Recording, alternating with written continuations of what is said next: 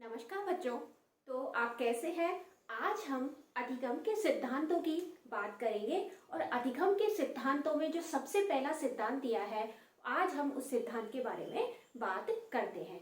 तो सबसे पहले हम अधिगम के सिद्धांत यानी जो थॉर्नडाइक के द्वारा जो सिद्धांत दिया गया था, उद्दीपक अनुक्रिया सिद्धांत, यानी कि उद्दीपक अनुक्रिया सिद्धांत की बात करेंगे। उद्दीपक अनुक्रिया सिद्धांत यानी स्टिमुलस रेस्पॉन्स थ्योरी, SR सिद्धांत। इस सिद्धांत के अनेक नाम भी बताए गए हैं। जैसे एक व्यक्ति के अनेक नाम होते हैं, उसी तरह इस सिद्धांत के भी अनेक नामों से इसको पुकारा जाता है, जिसमें इस सिद्धांत को आवृत्ति का सिद्धांत, परिश्रम व धैर्य का सिद्धांत और इस सिद्धांत को संबंधवाद का सिद्धांत, संयोजनवाद का सिद्धांत, बंध का सिद्धांत भी कहते हैं। इस सिद्धांत के अनुसार प्रयास और त्रुटि का सिद्धांत भी इस सिद्धांत को कहते हैं। भूल और प्रयत्न का सिद्धांत भी इस सिद्धांत को कहते हैं। क्यों कहते हैं? जैसे जैसे हम इसका प्रयोग के बारे में बात करेंगे, वैसे वैसे आपके इन नामों के बारे में भी आपको पता चल जाएगा। तो ये सिद्धांत देने वाले कौन थे? उद्दीपक अनुक्रिया सिद्धांत के बारे में किसने बात की थी? तो एडवर्ड एल थॉर्नडाइक ने इस सिद्धांत को बताया था। कब बताया था? तो सबसे पहले बता देती हूँ कि इन्होंने जो प्रयोग किया था वो एक भूखी बिल्ली पर प्रयोग किया था। भूखी बिल्ली पर प्रयोग कैसे किया था तो ये भी हम जानेंगे। सारे सिद्धांत की हम विस्तृत रूप से आज बात करेंगे। एडवर्ड एल थॉर्नडाइक जो कहाँ के थे? अमेरिका के, और इन्होंने प्रयोग किया था एक भूखी बिल्ली पर। मैंने जैसे कि आपको सिद्धांतों के बारे में बताया है। ये जब पीएचडी शोध के अंतर्गत इन्होंने एक पीएचडी शोध कर रहे थे और उस पीएचडी शोध का नाम था एनिमल इंटेलिजेंसी। ये कब दिया गया था? तो ये दिया गया था 1898 में। 1898 में पीएचडी शोध के अंतर्गत जिसका नाम था एनिमल इंटेलिजेंसी, इसी के अंतर्गत इन्होंने अधिगम के सिद्धांतों की खोज की थी। और 1913 में इनकी एक पुस्तक थी एजुकेशन साइकोलॉजी। एजुकेशन साइकोलॉजी के अंतर्गत इन्होंने इनकी बुक है जो 1913 में आई और इन्होंने शिक्षा के क्षेत्र में अधिगम के सिद्धांतों की लागू किया। अब हम बात कर लेते हैं कि इन्होंने क्या प्रयोग किया। तो बच्चों, इन्होंने भूखी बिल्ली पर प्रयोग किया। भूखी बिल्ली को एक पिंजरे में बंद कर दिया और भूखी बिल्ली के इन पिंजरे के बाहर एक मांस का टुकड़ा या मछली को रख दिया। देखिए, मांस का टुकड़ा भी आ जाता है, मछली भी आ जाती है, मरी हुई मछली। आप कहेंगे मैडम मछली जिंदा या मरी हुई? तो मरी हुई मछली को इन्होंने रख दिया था। और जो बिल्ली थी वो बहुत भूखी थी और बिल्ली पिंजरे में उछल कूद करने लगी। अब उछल कूद करते करते करते करते करते करते क्या हुआ कि एक बार उसका ऐसे ट्रिगर पर पैर चला गया जिससे कि वो पिंजरा जो था वो खुल गया। सॉरी, भूखी बिल्ली का जो क्या हुआ कि वो पिंजरे में उछल कूद कर रही थी और उसका क्या हुआ था कि वो एक बार एक ट्रिगर पर उसका पैर पर चला गया और पैर जाने के बाद में उसने वो जो पिंजरा था उसका जो दरवाजा था वो खुल गया। खुलने के बाद बिल्ली ने मांस का जो टुकड़ा था वो प्राप्त कर लिया। इसी तरह बार बार इस क्रिया को दोहराया गया और जो पहली बार में जो समय लगा वो समय लास्ट बार में कम होता गया। यानी बिल्ली ने प्रयत्न किया और भूल भी हुई, तो इसको प्रयत्न और भूल का सिद्धांत भी कहते हैं। त्रुटि और प्रयास का सिद्धांत भी कहते हैं, क्योंकि बार बार बिल्ली ने त्रुटियां की थी, गलतियां की थी और प्रयत्न वो करती जा रही थी, प्रयास वो करती जा रही थी, तो उसको मांस का टुकड़ा भी मिल रहा था। अभ्यास भी उसने बार बार अभ्यास किया। तो एक बार ऐसी गतिविधि आई, एक बार ऐसा समय आया कि उसने ऐसी अनुक्रिया की कि वो पैर जो था उसका उस ट्रिगर पर चला गया और भूखी बिल्ली ने उस मांस के टुकड़े को प्राप्त कर लिया। तो ये एक छोटा सा उनका प्रयोग था, जिससे कि सिर्फ इतना शिक्षण बिंदु के अंतर्गत हम जानेंगे कि वो कहना क्या चाह रहे थे। तो इस सिद्धांत का नाम यानी कि उद्दीपक और अनुक्रिया में संबंध स्थापित किया गया। तो इस सिद्धांत को हम बंध का सिद्धांत भी कहते हैं, यानी उद्दीपक और अनुक्रिया में संबंध स्थापित किया गया तो इसको संबंधवाद का या संयोजनवाद का सिद्धांत भी कहते हैं, बंध का सिद्धांत भी कहते हैं। और बिल्ली ने बार बार त्रुटियां की, भूल की, लेकिन प्रयास भी उसका जारी था, तो इस सिद्धांत को प्रयास और त्रुटि का सिद्धांत भी कहते हैं। प्रयत्न व भूल का सिद्धांत भी इस सिद्धांत को कहते हैं। बहुत सारे यानी बार बार उसने आवृत्तियां की, बार बार उसने क्रियाएं की, तो इसको आवृत्ति का सिद्धांत। और कभी वो जब कार्य करती थी तो जैसे इसको मांस का टुकड़ा प्राप्त होता था तो उसको हर्ष भी होता था, और जब उसको पिंजरे में वापस ले आते थे तो उसको बहुत दुख होता था। तो हर्ष और दुख का सिद्धांत भी इस सिद्धांत को कहा जाता है। परिश्रम कर रही थी तो उसको परिश्रम व धैर्य का सिद्धांत, यानी बार बार वह परिश्रम कर रही थी और पिंजरे में जब बंद कर दिया जाता था तो वो पेशेंस के साथ यानी धैर्य के साथ वो उस पिंजरे में बैठ जाती थी और कार्य भी लगातार जारी था। तो ये एक छोटा सा प्रयोग है कि बिल्ली को पिंजरे में बंद किया, ट्रिगर उसने बार बार ऐसी क्रियाएं की जिससे कि एक बार उसका ट्रिगर पर पैर चला गया और उसने मांस के टुकड़े को प्राप्त कर लिया। मैंने जैसे कि आपको बताया था कि एडवर्ड एल थॉर्नडाइक अमेरिका के रहने वाले थे। प्रयोग इन्होंने भूखी बिल्ली पर किया था। इस सिद्धांत के बहुत सारे नाम हैं, जैसे कि एक व्यक्ति के बहुत सारे नाम होते हैं, उसी तरह इस सिद्धांत के भी बहुत सारे नाम हैं। अब हम आगे जानेंगे। मैंने ये भी आपको बताया है कि पीएचडी शोध जिसका नाम था एनिमल इंटेलिजेंसी, और कब किया गया था, 1898 में। उनकी एक पुस्तक थी एजुकेशन साइकोलॉजी, 1913 में। शिक्षा के क्षेत्र में इन्होंने इन सिद्धांतों को लागू किया था। अब हम बात करते हैं कि इन्होंने 3 नियमों की बात की है, जिन नियमों को 3 नियम यानी मुख्य नियम और 5 जो थे गौण नियमों की बात की है। 3 मुख्य नियम और 5 गौण नियमों की बात की है। कौन कौन से नियम थे तो हम उनके बारे में भी बात कर लेते हैं। 3 मुख्य नियम थे जिसको हम कहते हैं, सबसे पहला था तत्परता का नियम। कौन सा नियम, तत्परता का नियम, जिसको रुचि का नियम भी कहते हैं। यानी कि जब हम किसी व्यक्ति को या किसी को भी हम कार्य करने के लिए उसको करने के लिए कह तो सकते हैं, लेकिन जब तक व्यक्ति तत्पर नहीं होगा, यानी व्यक्ति तत्पर नहीं होगा तब तक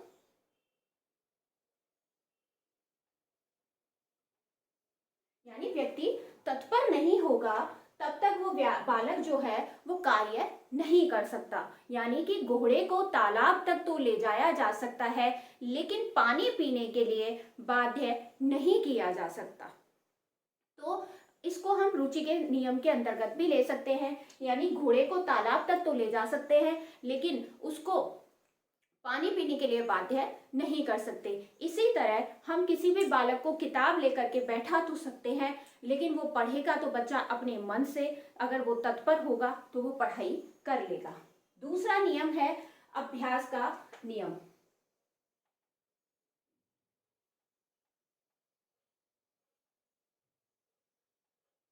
अभ्यास का नियम यानी कि बिल्ली ने बार बार क्या क्रियाएं की, बिल्ली ने बार बार अभ्यास किया और अभ्यास करने के बाद में ही उसको उस मांस के टुकड़े को प्राप्त हुआ। तो जब एक बालक, जिस तरह बिल्ली ने अभ्यास किया और मांस के टुकड़े को प्राप्त किया, उसी तरह एक बालक को, अगर बालक एक प्रकरण को, एक टॉपिक को याद कर रहा है, किसी भी शिक्षा के क्षेत्र में कोई भी कार्य वो कर रहा है, तो उसको बार बार अभ्यास करना चाहिए। जब वो अभ्यास करेगा तो एक दिन पारंगत हो जाएगा। यानी कि एक इसमें कहावत है कि करत करत अभ्यास के जड़मति होए सुजान, रसरी यावत जात है सिर पर पड़े निशान। जिस तरह एक सिल पर यानी कि पत्थर पर निशान पड़ जाते हैं, यानी कि रस्सी को बार बार अगर खींचा जाता है उस कुएं में से पानी लेने के लिए, तो एक इतनी मोटी शिला पर भी निशान पड़ जाते हैं, यानी वो रस्सी अपने निशान को छोड़ करके चली जाती है। उसी तरह बार बार अभ्यास करने पर हम एक दिन अपनी कला क्षेत्र में पारंगत हो जाते हैं। नेक्स्ट है, तीसरा जो है वो है परिणाम या प्रभाव का नियम।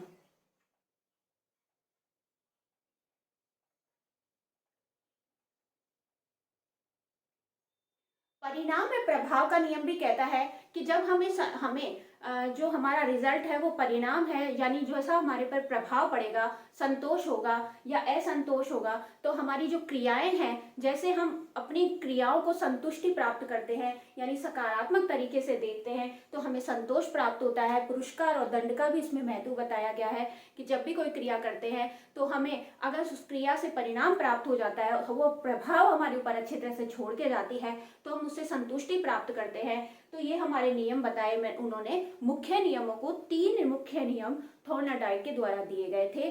कौन कौन से नियम दिए गए थे? तो तत्परता का नियम, अभ्यास का नियम, परिणाम व प्रभाव का नियम। हमने 3 नियमों के बारे में बात कर ली है। अब हम बात करेंगे गौण नियमों की। तो गौण नियम जो दिए हैं वो गौण नियम दिए गए हैं 5 गौण नियमों के बारे में एडवर्ड एल थॉर्नडाइक ने बताया है। कौन कौन से नियम? तो हम बिल्ली के बारे में बात करते हुए चलेंगे और 5 नियमों के बारे में भी हम यहाँ पर बात करेंगे। कौन कौन से गौण नियम दिए गए हैं? तो बहु प्रतिक्रिया का नियम। अब देखिए आप कि बहुत सारी प्रतिक्रियाएं किसने की थी? बिल्ली ने पिंजरे में उछल कूद की, बहुत सारी प्रतिक्रियाएं करी।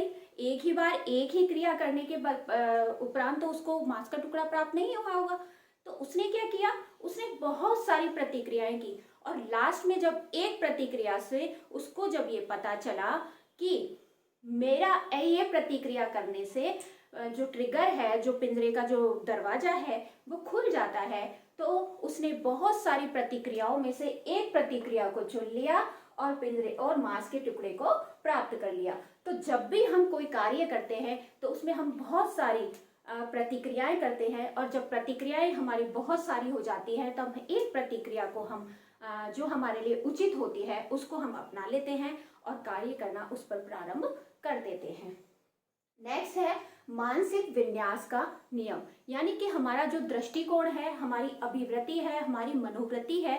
अगर हम कोई कार्य कर रहे हैं, जैसे बिल्ली का दृष्टिकोण था सकारात्मक, नकारात्मक नहीं था, सकारात्मक दृष्टिकोण था, तभी उसने क्या किया? मांस के टुकड़े को प्राप्त किया। अगर बिल्ली ये सोच लेती कि मैं इस मांस के टुकड़े को प्राप्त नहीं कर सकती हूँ, तो बिल्ली कभी भी उस मांस के टुकड़े को प्राप्त नहीं कर सकती थी। लेकिन बिल्ली ने क्या किया? बिल्ली ने अपना दृष्टिकोण जो था वो सकारात्मक रखा और सकारात्मक रखने के उपरांत उसने ऐसी ऐसी प्रतिक्रियाएं की, यानी बहुत सारी प्रतिक्रियाएं उसने की और मांस के टुकड़े को प्राप्त कर लिया। तो यानी हमारा जो दृष्टिकोण है, हमें हमेशा सदैव दृष्टिकोण हमारा सकारात्मक होना चाहिए, हमारी मनोवृत्ति हमेशा पॉजिटिव होनी चाहिए। नेक्स्ट बताऊंगी आंशिक क्रिया का नियम, यानी कि जब भी बिल्ली ने कोई कार्य किया, बिल्ली ने मांस के टुकड़े को प्राप्त करने के लिए छोटे छोटे भागों में डिवाइडेशन किया, छोटे छोटे भागों में अपनी प्रतिक्रियाएं की और उसने मांस के टुकड़े को प्राप्त किया। इसी तरह जब भी कोई हम कार्य करते हैं या कोई टॉपिक को याद कर रहे होते हैं तो उसको हमें छोटे छोटे भागों में बांट लेना चाहिए और उस जो प्रकरण को है या उस टॉपिक को है हमें याद करना चाहिए। तो आंशिक क्रिया का नियम ये कहता है कि कोई भी कठिन स्तर की बात होती है या क्रिया होती है या कोई टॉपिक होता है तो उसको हमें अंशों में यानी टुकड़ों में बांट लेना चाहिए और फिर याद करना चाहिए, जैसे कि बिल्ली ने किया था। सादृश्यता का नियम भी है, यानी साहचर्यता का नियम। ये हमें कहता है कि जो पूर्व ज्ञान है उसके आधार पर हमें नवीन ज्ञान को प्राप्त करना चाहिए, नवीन समस्याओं को देखना चाहिए, यानी पूर्व ज्ञान भी जो है, जो अनुभव है जो हमने प्राप्त किया है वो भी हमारी नई समस्याओं में काम आता है। तो उस पूर्व अनुभवों को हमें नए जो कार्य कर रहे हैं उसमें हमें वो कार्य काम आता है। तो बिल्ली ने क्या किया कि बिल्ली जो पहली क्रिया की थी उस क्रिया से वो तत्पर थी, जानकार थी, उसने वो क्रिया दोहराई नहीं और दूसरी क्रिया को दोहराया और उस पहली क्रिया से उसने अनुभव प्राप्त किया और नई प्रतिक्रियाओं के माध्यम से उसने मांस का टुकड़ा प्राप्त किया। तो साहचर्य का नियम ये कहता है कि पुराने अनुभव से हमें लाभ उठाना चाहिए। एक है आत्मीयकरण का नियम। आत्मीयकरण का नियम कहता है कि जैसे बिल्ली ने पहली क्रिया को अपनी आत्मा में ग्रहण किया, अपनी आत्मा में समाहित किया, यानी कि पहली क्रिया को नेक्स्ट क्रिया में समाहित अनुभव से तो लाभ उठाया, लेकिन उसको समाहित करते हुए बहुत सारी प्रतिक्रियाएं की और उस लास्ट में उसने उस मांस के टुकड़े को प्राप्त कर लिया। तो हमें अपनी आत्मा में यानी अपने सोल में उन बातों को ग्रहण करना चाहिए। तो आत्मीकरण का ये नियम कहता है कि आत्मा में हमारे जो भी प्रकरण या टॉपिक या शिक्षा से क्षेत्र से संबंधित या कोई भी बातें, कोई भी समस्या है, तो उसको हमें अंतःकरण की आत्मा में उतारना चाहिए। तब जा करके हम कोई बहुत अच्छी तरह से सकारात्मक तरीके से कार्य कर सकते हैं। तो यहाँ 5 नियमों की मैंने आपसे बात की। तो गौण नियम, ये मुख्य नियम तो अपने हुए 3 और गौण नियम हुए 5। कौन कौन से हुए? बहु प्रतिक्रिया का नियम, मानसिक विन्यास का नियम, आंशिक क्रिया का नियम, साहचर्य का नियम या इसको सादृश्यता का नियम भी कहते हैं, और आत्मीयकरण का नियम। यहाँ 5 नियमों की बात हो चुकी है। इस सिद्धांत की बातें खत्म हो गई। अब हम ये सिद्धांत हमारे शिक्षा के क्षेत्र में कैसे काम आता है, तो उन बिंदुओं के बारे में भी हम बात कर लेते हैं। एडवर्ड एल थॉर्नडाइक ने कहा है कि हमें अनुभव से लाभ उठाना चाहिए, यानी अनुभव से सीखना चाहिए, करके सीखना चाहिए। छोटे बच्चों के लिए ये बहुत लाभकारी है। इसके अंतर्गत असफलता में भी सफलता को ढूंढना चाहिए, यानी बिल्ली जो है बार बार असफल हो रही थी, लेकिन फिर भी उसने प्रयास जारी रखा और एक ना एक दिन उसने एक बार में सफलता प्राप्त कर ली। आत्मनिर्भरता और आत्मविश्वास भी इस सिद्धांत के अंतर्गत आता है, और करके सीखना चाहिए, अनुभव से लाभ उठाना चाहिए और अभ्यास करते रहना चाहिए। जैसे कि मैंने आपको बताया था कि करत करत अभ्यास के जड़मति हुए सुजान, रसरी आवत जात है सिर पर पड़े निशान। और तत्पर रहना चाहिए, तत्पर रहना चाहिए। जैसे कि कुत्ता रहा था कि घोड़े को तालाब तक तो ले जाया जा सकता है, लेकिन पानी पीने के लिए बातें नहीं कर सकते। तो ये किसके अंतर्गत आता है? रुचि के नियम के अंतर्गत। मंद गति से जो बालक सीखते हैं उनके लिए भी ये सिद्धांत बहुत लाभकारी है। छोटे बच्चों के लिए भी ये सिद्धांत बहुत लाभकारी है। और गामक कौशल यानी मोटर कौशल, टाई की गांठ बांधना है, तैरना है, टाइपिंग करना है, इन गामक कौशलों के अंतर्गत भी ये जो सिद्धांत है वो काम आता है। तो मैंने आपको आज एडवर्ड एल थॉर्नडाइक के सिद्धांत के बारे में बताया था, और नेक्स्ट मैं आपको अधिगम के सिद्धांतों के बारे में इसी तरह से आपको बहुत अच्छी तरह से समझाती रहूंगी। एक बार हम फिर से देख लेते हैं कि एडवर्ड एल थॉर्नडाइक ने बिल्ली पर प्रयोग किया था। भूखी बिल्ली थी, पिंजरे में बंद किया और उसने बार बार प्रयास किया तो उस मांस के टुकड़े को प्राप्त कर लिया। इस सिद्धांत के अनेक नाम हैं, जैसे कि उद्दीपक अनुक्रिया सिद्धांत, स्टिमुलस रेस्पॉन्स थ्योरी, एसआर सिद्धांत भी इसको कहते हैं, आवृत्ति का सिद्धांत भी कहते हैं, परिश्रम व धैर्य का सिद्धांत भी इसको कहते हैं, हर्ष व दुख का सिद्धांत भी इसको कहते हैं, संबंधवाद या संयोजनवाद का सिद्धांत भी इसको कहते हैं, बंध का सिद्धांत भी इसको कहते हैं, प्रयास व त्रुटि का सिद्धांत भी कहते हैं, प्रयत्न व भूल का सिद्धांत भी इसको कहते हैं। 1898 में इन्होंने पीएचडी शोध के अंतर्गत जो इनके नाम जिसका नाम था एनिमल इंटेलिजेंस, उसके अंतर्गत अधिगम सिद्धांतों की खोज की थी, और उन्हीं अधिगम सिद्धांतों को शिक्षा के क्षेत्र में 1913 में इन्होंने लागू किया था। और उनकी पुस्तक थी एजुकेशन साइकोलॉजी। और मुख्य नियम इनके 3 थे और गौण नियम थे 5। शिक्षा के क्षेत्र में हमें अनुभव से लाभ उठाना चाहिए, असफलता में भी सफलता को खोजना चाहिए, निराशा में भी आशा को देखना चाहिए, आत्मनिर्भरता और आत्मविश्वास से कार्य करना चाहिए। छोटे बच्चों के लिए और मंद गति से सीखने वाले बच्चों के लिए ये सिद्धांत बहुत लाभकारी है।